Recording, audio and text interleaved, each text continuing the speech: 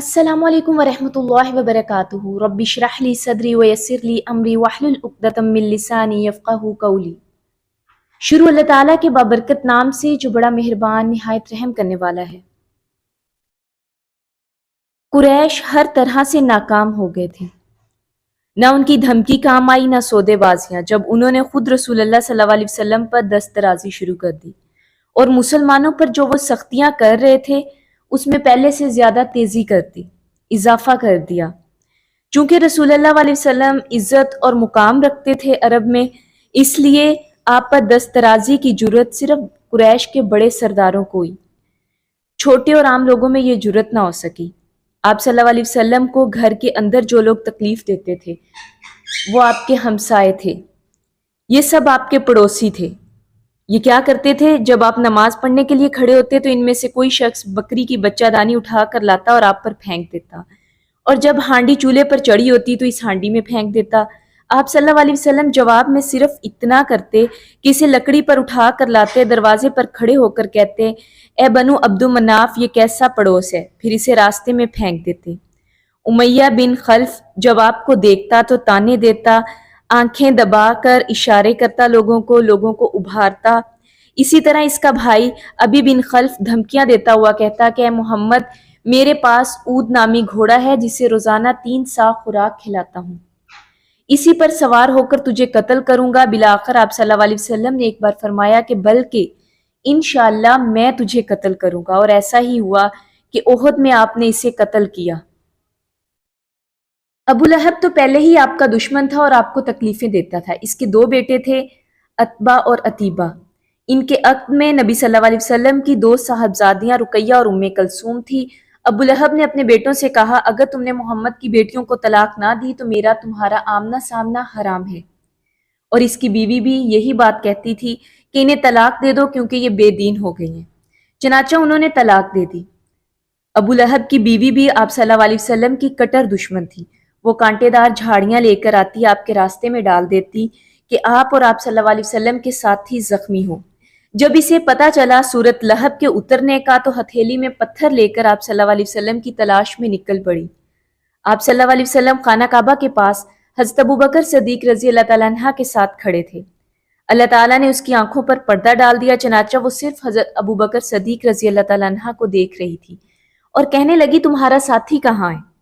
مجھے معلوم ہوا ہے کہ وہ میری برائی کرتا ہے، واللہ اگر میں نے اسے پا لیا تو یہی پتھر اس کے منہ پر دے ماروں گی۔ سن لو، میں بھی شاعرہ ہوں۔ اس کے بعد وہ یہ کہہ کر چلی گئی، ہم نے مزمم کی نافرمانی کی اور اس کی بات کا انکار کیا اور اس کے دین کو نفرت سے چھوڑ دیا۔ ابو بکر صدیق رضی اللہ تعالیٰ عنہ نے کہا، یا رسول اللہ، کیا اس نے آپ کو نہیں دیکھا؟ آپ صلی اللہ علیہ وسلم نے فرمایا، نہیں دیکھا، اللہ نے اس کی نگاہ پکڑ لی تھی۔ قریش نے آپ صلی اللہ علیہ وسلم کو گالی دینے اور برا بھلا کہنے کا ایک نیا طریقہ ایجاد کر لیا تھا۔ وہ آپ کو محمد صلی اللہ علیہ وسلم کی بجائے مزمم کہتے تھے، جس کا معنی محمد صلی اللہ علیہ وسلم کے بالکل الٹ تھا۔ محمد کے معنی وہ شخص جس کی خوب تعریف کی گئی ہو، جبکہ مزمم کے معنی وہ شخص جس کی خوب برائی کی گئی ہو۔ لیکن اللہ تعالیٰ نے اسے آپ سے یوں پھیر دیا کہ وہ مزمم نامی آدمی کو گالی دیتے ہیں، جبکہ آپ کا نام تو محمد صلی اللہ علیہ وسلم ہے۔ اور ابو جہل کا تو کیا ہی کہنا کہ اس نے آپ کو اللہ تعالیٰ کے راستے سے روکنے کا بیڑا اٹھا رکھا تھا۔ نبی صلی اللہ علیہ وسلم کو اپنی باتوں سے اذیت پہنچاتا، نماز سے روکتا، اپنی حرکتوں پر فخر اور تکبر کرتا۔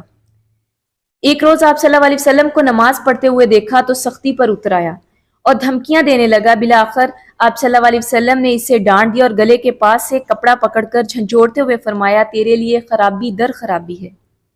اس نے کہا، محمد نے مجھے دھمکیاں دی ہیں، واللہ تم اور تمہارا رب میرا کچھ نہیں بگاڑ سکتے، میں اس وادی یعنی مکہ کا سب سے طاقتور آدمی ہوں۔ ایک روز اس نے اپنے ساتھیوں سے کہا، محمد تمہارے سامنے اپنا چہرہ مٹی پر رکھتا ہے؟ انہوں نے کہا، ہاں۔ اس نے کہا، لات اور عزا کی قسم، اگر میں نے اسے دیکھ لیا تو اس کی گردن رون دوں گا اور اس کا چہرہ مٹی پر رگڑ دوں گا۔ اس کے بعد اس نے آپ صلی اللہ علیہ وسلم کو نماز پڑھتے دیکھ لیا اور غصے سے آپ صلی اللہ علیہ وسلم کی گردن مبارک روننے کے لیے آگے بڑھا کہ لوگوں نے دیکھا کہ اچانک ایڑیوں کے بل پلٹ رہا ہے۔ اور دونوں ہاتھوں سے خود کو بچا رہا ہے۔ لوگوں نے کہا کیا ہوا؟ کہنے لگا میرے اور اس کے درمیان آگ کی ایک خندق ہے اور ہول ناکیاں اور پروں کے بازو ہیں۔ آپ صلی اللہ علیہ وسلم نے فرمایا اگر وہ میرے قریب آتا تو فرشتے اس کا ایک ایک عضو اچک لے جاتے۔ آخر کار مسلمانوں نے تنگ آ کر ہجرت کا ارادہ کیا، ہجرت حبشہ۔ دوسرا قدم یہ تھا کہ آپ صلی اللہ علیہ وسلم نے یہ اچھی طرح معلوم کر لینے کے بعد کہ حبشہ کا بادشاہ نجاشی ایک انصاف پسند حکمران ہے اور اس کے پاس کسی پر ظلم نہیں ہوتا، مسلمانوں کو ہدایت دی کہ وہ حبشہ کی طرف ہجرت کر جائیں۔ اس ہدایت کے مطابق رجب کی 5 نبوی میں مسلمانوں کے پہلے قافلے نے ہجرت کی۔ اس میں 12 مرد 4 عورتیں اور ان کے سردار حضرت عثمان بن عفان رضی اللہ تعالیٰ عنہ تھے، نیز ان کے ساتھ ان کی بیوی حضرت رقیہ رضی اللہ تعالیٰ عنہ بھی تھی جو آپ صلی اللہ علیہ وسلم کی صاحبزادی تھی، اور یہ حضرت ابراہیم اور حضرت لوط کے گھر کے بعد پہلا گھرانہ تھا جس نے اللہ تعالیٰ کے راستے میں ہجرت کی۔ یہ لوگ رات کے اندھیرے میں چپکے سے نکلے اور جدہ کے جنوب میں واقع ایک بندرگاہ کا رخ کیا۔ قسمت کی بات یہ ہے کہ وہاں 2 تجارتی جہاز موجود تھے، یہ لوگ ان پر سوار ہو کر حبشہ پہنچ گئے۔ ادھر قریش کو ان کے بھاگنے کا پتہ چلا تو وہ غصے میں آ گئے اور فوراً اپنے آدمی دوڑائے کہ انہیں پکڑ کر مکہ لایا جائے اور خوب سزا دی جائے یہاں تک کہ وہ اللہ تعالیٰ کا دین چھوڑ دیں، لیکن ان کے پہنچنے سے پہلے ہی مسلمان سمندر میں بہت دور جا چکے تھے، لہٰذا یہ لوگ ساحل تک جا کر واپس نامراد لوٹے۔ اس ہجرت کے کوئی 2 مہینے بعد ایک روز آپ صلی اللہ علیہ وسلم مسجد حرام میں تشریف لائے۔ اس وقت خانہ کعبہ کے آس پاس قریش کے بہت سارے لوگ جمع تھے۔ سورت نجم ابھی تازہ تازہ اتری تھی۔ آپ صلی اللہ علیہ وسلم نے ان کے درمیان اچانک کھڑے ہو کر اس کی تلاوت شروع کر دی۔ انہوں نے ایسا نفیس کلام پہلے نہیں سنا تھا، یہی وجہ تھی کہ اچانک سننے کی بنا پر وہ اس کو سنتے ہی چلے گئے۔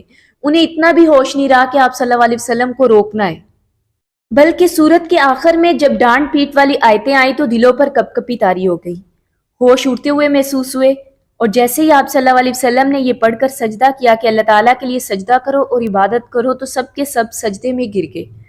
کسی کو اللہ تعالیٰ کے حکم کا انکار کرنے کا یاد ہی نہیں رہا۔ امام بخاری نے ابن مسعود رضی اللہ تعالیٰ عنہ سے روایت کیا کہ نبی صلی اللہ علیہ وسلم نے سورت نجم پڑھی، پھر سجدہ کیا تو قوم کا کوئی فرد نہ بچا جس نے سجدہ نہ کیا ہو۔ اس واقعے کی خبر حبشہ پہنچی، یعنی کافروں نے جو سجدہ کیا اس کی خبر حبشہ پہنچ گئی، لیکن خاصے فرق کے ساتھ بات پہنچتے پہنچتے اس میں کافی تبدیلی آ جاتی ہے، یعنی انہیں معلوم ہوا کہ قریش مسلمان ہو گئے، چنانچہ وہ خوشی خوشی مکہ واپس آ گئے۔ لیکن جب مکہ سے اتنا قریب آ گئے کہ صرف 1 گھڑی کا فاصلہ باقی رہ گیا تو حقیقت کا حال معلوم ہوا۔ اس کے بعد کچھ لوگ تو وہیں سے حبشہ پلٹ گئے اور کچھ لوگ چھپ چھپا کر یا کسی کی پناہ لے کر مکہ آ گئے۔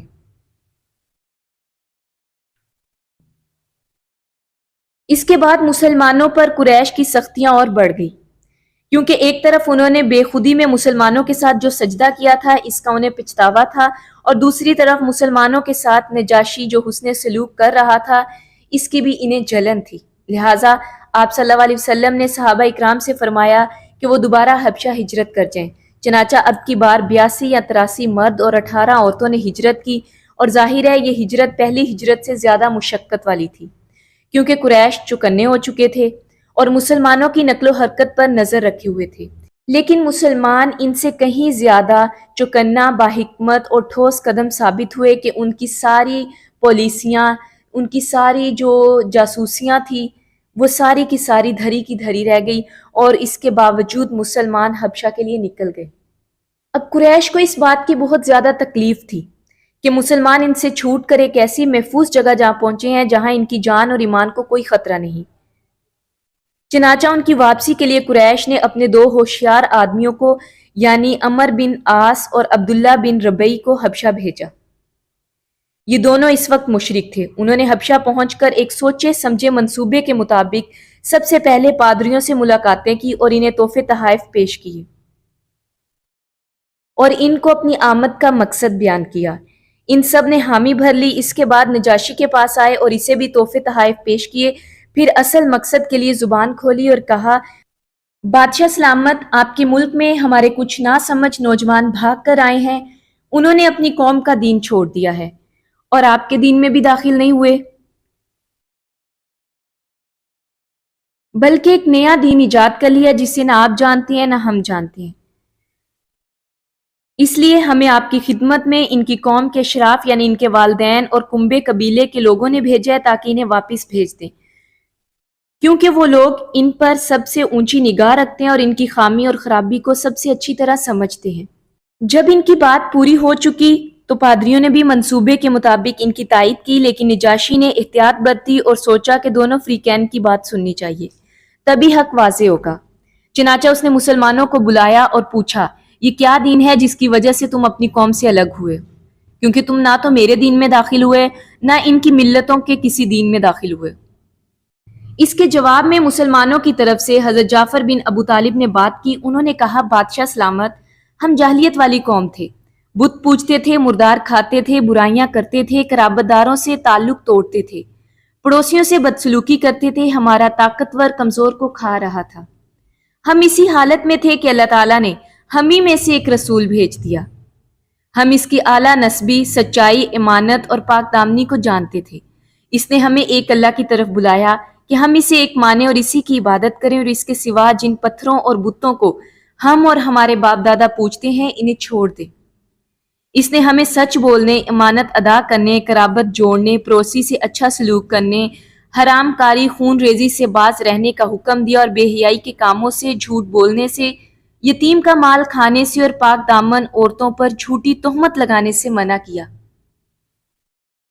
اس نے ہمیں یہ بھی حکم دیا کہ ہم صرف ایک اللہ کی عبادت کریں، اس کے ساتھ کسی کو شریک نہ ٹھہرائیں۔ اس نے ہمیں نماز، زکوٰۃ اور روزے کا حکم دیا۔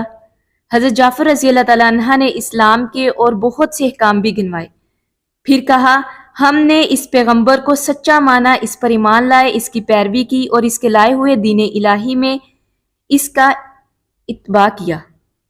چنانچہ ہم نے صرف ایک اللہ کی عبادت کی، اس کے ساتھ کسی کو شریک نہیں کیا، اور جو چیزیں اس نے حرام کی انہیں حرام مانا، جو چیزیں حلال بتائی انہیں حلال مانا۔ اس پر ہماری قوم ہم سے بگڑ گئی۔ اس نے ہم پر ظلم و ستم کیا اور ہمیں دین سے پھیرنے کے لیے فتنوں اور سزاؤں سے دوچار کیا، تاکہ ہم اللہ تعالیٰ کی عبادت چھوڑ کر بت پرستی کی طرف واپس پلٹ آئیں، اور جن گندی چیزوں کو حلال سمجھتے تھے انہیں پھر سے حلال سمجھنے لگے۔ جب انہوں نے ہم پر بہت قہر و ظلم کیا، زمین تنگ کر دی، ہمارے اور ہمارے دین کے درمیان رکاوٹ بن کر کھڑے ہو گئے، تو ہم نے آپ کے ملک کی راہ لی اور آپ کو دوسروں پر ترجیح دی اور آپ کی پناہ میں رہنا پسند کیا، اور یہ امید کی ہے بادشاہ کہ آپ کے پاس ہم پر ظلم نہ کیا جائے گا۔ نجاشی نے یہ بات سنی تو حضرت جعفر رضی اللہ تعالیٰ عنہ سے کچھ قرآن پڑھنے کی فرمائش کی۔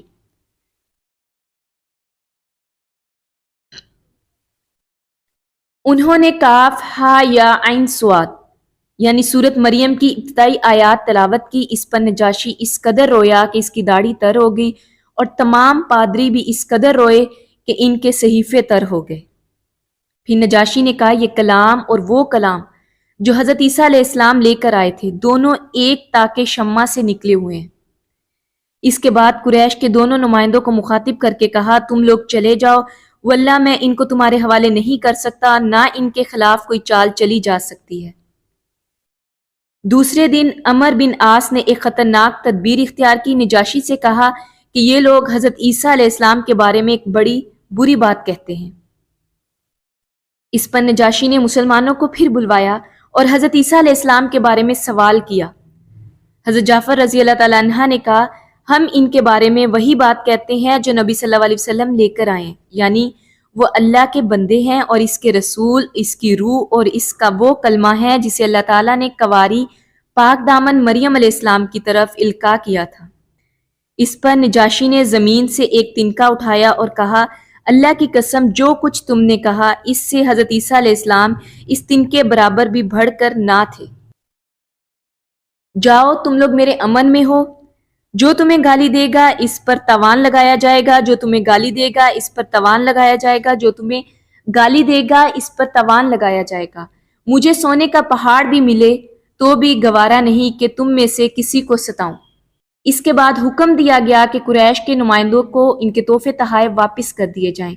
چنانچہ یہ دونوں صاحبان منہ لٹکائے مکہ واپس لوٹے، اور مسلمانوں نے اچھے دیار میں اچھے ہمسائے کے ساتھ قیام کیا۔ قتل کی کوشش، یہ فطری بات تھی کہ ناکامی کی صورت میں مشرکین کا جذبہ خون خواری مزید بھڑک اٹھا۔ چنانچہ اب صرف یہی نہیں کہ انہوں نے بچے کچے مسلمانوں پر ظلم کے جو پہاڑ توڑنے شروع کر دیے، بلکہ رسول اللہ صلی اللہ علیہ وسلم پر بھی مزید سنگین دست درازیاں کی۔ چنانچہ ایک بار عتیبہ بن ابی لہب آپ کے پاس آیا، آپ کو ایذا پہنچائی، آپ کا کرتا پھاڑ دیا اور آپ کے چہرے مبارک پر تھوک دیا۔ البتہ تھوک خود اسی پر پلٹ آیا۔ آپ صلی اللہ علیہ وسلم نے فرمایا، یا اللہ تو اس پر اپنے کتوں میں سے کوئی کتا چھوڑ دے۔ اس کے بعد وہ ایک قافلے کے ساتھ ملک شام گیا۔ جب قافلے نے راستے میں ملک شام کے مقام پر پڑاؤ ڈالا تو ایک شیر نے ان کا چکر لگایا۔ عتیبہ کہنے لگا، واللہ مجھے کھا جائے گا یہ، جیسا کہ محمد نے مجھ پر بددعا کی ہے۔ میں شام میں ہوں، محمد مکہ میں ہے، لیکن اس نے مجھے مار ڈالا۔ چنانچہ جب وہ لوگ سونے لگے تو انہوں نے عتیبہ کو اپنے درمیان سلایا۔ پھر بھی شیر نے اونٹوں اور انسانوں کو پھلانگتے ہوئے ٹھیک اسی کا سر آ دبوچا اور اسے مار ڈالا۔ اس طرح ایک بار نبی صلی اللہ علیہ وسلم سجدہ فرما رہے تھے کہ عقبہ بن ابی معیط نے آ کر آپ صلی اللہ علیہ وسلم کی گردن مبارک پر پاؤں رکھا اور پاؤں سے اس زور سے گردن مبارک روندی کہ معلوم ہوتا تھا کہ آنکھیں نکل پڑیں گی۔ واقعات کی رفتار سے معلوم ہوتا تھا کہ مشرکین نے اسلامی دعوت روکنے کی مختلف کوششوں اور ناکامیوں کے بعد سنجیدگی کے ساتھ یہ بھی سوچنا شروع کر دیا تھا کہ نبی صلی اللہ علیہ وسلم کو قتل کر دیں، خواہ اس کے نتیجے میں زبردست خون ریزی کی نوبت ہی کیوں نہ آ جائے۔ ایک روز ابو جہل نے قریش سے کہا، آپ لوگ دیکھ رہے ہیں کہ محمد ہمارے دین کو عیب لگانے، ہمارے آباء و اجداد کی بدگوئی کرنے، ہماری عقلوں کو بیوقوف ٹھہرانے، ہمارے معبودوں کو برا بھلا کہنے کے علاوہ کوئی بات ماننے کو تیار نہیں۔ اس لیے میں اللہ سے عہد کرتا ہوں کہ ایک بھاری بھرکم اور بمشکل اٹھنے والا پتھر لے کر اس کی طاق میں بیٹھوں گا، اور جب وہ نماز میں سجدے کے اندر جائے گا تو اس سے اس کا سر کچل دوں گا۔ اس کے بعد تم لوگوں کا جی چاہے تو مجھے بچانا، ورنہ بے یارو مددگار چھوڑ دینا۔ بنو عبد مناف سے جو بن پڑے گا کر لیں گے۔ لوگوں نے کہا، واللہ ہم تمہیں ہرگز نہیں چھوڑ سکتے، تم جو کرنا چاہتے ہو کر گزرو۔ اس کے بعد صبح ہوئی تو ابو جہل ویسا ہی ایک پتھر لے کر بیٹھ گیا۔ ادھر نبی صلی اللہ علیہ وسلم معمول کے مطابق تشریف لائے اور کھڑے ہو کر نماز شروع کر دی۔ قریش بھی اپنی اپنی محفلوں میں آ کر انتظار کر رہے تھے کہ دیکھیں ابو جہل کیا کرتا ہے۔ اب ابو جہل نے قدم اٹھائے اور آگے بڑھا، لیکن جوں ہی قریب پہنچا تو اس طرح شکست کھا کر بھاگا کہ رنگ اڑا ہوا، حواس باختہ اور دونوں ہاتھ پتھر پر چپکے ہوئے تھے۔ اس نے پتھر پھینک دیا۔ قریش نے کہا، تمہیں کیا ہوا؟ کہنے لگا، میں نے رات جو بات کہی تھی وہی کرنے جا رہا تھا، لیکن ایک اونٹ ہاڑے آ گیا۔ واللہ میں نے اس جیسی کھوپڑی، گردن، دانت تو پہلے کبھی نہیں دیکھے۔ وہ چاہتا تھا کہ مجھے کھا جائے۔ رسول اللہ صلی اللہ علیہ وسلم نے فرمایا، وہ جبرائیل علیہ السلام تھے۔ اس کے بعد اس سے بھی زیادہ سنگین حادثہ پیش آیا۔ ایک روز قریش حتیم میں اکٹھا ہو کر آپ صلی اللہ علیہ وسلم کے بارے میں باتیں کر رہے تھے کہ اچانک آپ صلی اللہ علیہ وسلم نمودار ہوئے اور خانہ کعبہ کا طواف شروع کر دیا۔ دوران طواف جب ان کے قریب سے گزرے تو انہوں نے طعنہ زنی کی۔ اس کا اثر آپ صلی اللہ علیہ وسلم کے چہرے پر دیکھا گیا۔ جب دوبارہ گزرے انہوں نے پھر طعنہ زنی کی اور اس کا اثر آپ کے چہرے پر دیکھا گیا۔ اس کے بعد تیسری بار گزرے تو اس بار پھر انہوں نے طعنہ زنی کی۔ اب کی بار آپ صلی اللہ علیہ وسلم نے ٹھہر کر فرمایا، قریش کے لوگوں سن رہے ہو، اس ذات کی قسم جس کے ہاتھ میں میری جان ہے، میں تمہارے پاس ذبح لے کر آیا ہوں۔ آپ کی اس بات کا ان پر گہرا اثر ہوا کہ سکتہ طاری ہو گیا، کہ گویا ان کے سروں پر پرندہ آ بیٹھا ہے، یہاں تک کہ آپ کے بارے میں جو سب سے دشمن آدمی تھا آپ کا، وہ بھی اچھی اچھی بات کہہ کر آپ کو منانے لگا۔ اگلے دن یہ لوگ پھر اکٹھا ہو کر آپ کے بارے میں باتیں کر رہے تھے کہ اچانک آپ نمودار ہوئے۔ دیکھتے ہی دیکھتے سب آپ کی طرف دوڑ پڑے، آپ کی چادر سمیٹ کر پکڑ لی اور کہنے لگے، تم ہی ہو جو ہمارے باپ دادا کے معبودوں سے روکتے ہو؟ آپ نے فرمایا، ہاں میں ہی ہوں۔ یہ سنتے ہی سب کے سب آپ پر ٹوٹ پڑے۔ کوئی للکار رہا تھا، کوئی آپ کو مار رہا تھا، کوئی کچھ۔ عقبہ بن ابی معیط نے لپک کر آپ کا کپڑا پکڑ لیا، گلے میں لپیٹ کر بل دیتے ہوئے نہایت سختی سے گلا گھونٹا۔ ادھر ابو بکر صدیق رضی اللہ تعالیٰ عنہ کے پاس اطلاع پہنچی کہ اپنے ساتھی کو بچاؤ۔ وہ دوڑ کر آئے، عقبہ کو کندھوں سے پکڑ کر دھکے دے کر نبی صلی اللہ علیہ وسلم سے الگ کیا۔ پھر وہ کسی کو مار رہے تھے، کسی سے لڑ رہے تھے اور کہتے جا رہے تھے تم پر افسوس، تم ایک آدمی کو اس لیے قتل کر رہے ہو کہ وہ کہتا ہے میرا رب اللہ ہے۔ اب کفار نبی صلی اللہ علیہ وسلم کو چھوڑ کر ابو بکر پر پلٹ پڑے اور انہیں اس قدر مارا کہ ان کے چہرے اور ناک میں تمیز مشکل ہو گئی۔ ان کے سر پر 4 چوٹیاں تھی کہ ان کو چھوا جاتا کہ وہ ہاتھ میں آ جاتی، چنانچہ بنو تمیم ان کو کپڑے میں لپیٹ کر لے گئے اور گھر میں داخل کر دیا۔ انہیں ان کی موت میں کوئی شبہ نہ تھا، لیکن سر شام وہ بول پڑے اور بولے تو رسول اللہ صلی اللہ علیہ وسلم کا سب سے پہلے حال پوچھا۔ اس پر بنو تمیم نے انہیں ملامت کی اور وہاں سے چلے گئے۔ اس کے بعد ان پر کھانا پانی پیش کیا گیا، لیکن انہوں نے اس وقت تک کھانے پینے سے انکار کر دیا جب تک آپ صلی اللہ علیہ وسلم کو دیکھ نہ لیں۔ چنانچہ جب رات کا سناٹا چھا گیا اور لوگ پرسکون ہو گئے تو انہیں دار ارقم میں رسول اللہ صلی اللہ علیہ وسلم کے پاس پہنچایا گیا۔ انہوں نے جب آپ صلی اللہ علیہ وسلم کو بخیریت پایا تو کھانا پینا گوارا کیا۔ یوں جب حضرت ابوبکر صدیق رضی اللہ تعالیٰ عنہ پر سختی بڑھ گئی اور زندگی کی راہیں دشوار ہو گئی تو وہ ہجرت حبشہ کے ارادے سے نکلے۔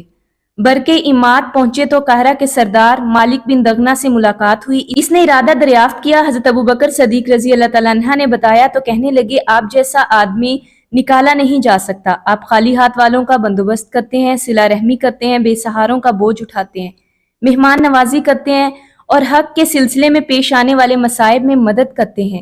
لہٰذا میں آپ کا ضامن ہوں، آپ واپس چلیں اور اپنے شہر میں اپنے رب کی عبادت کریں۔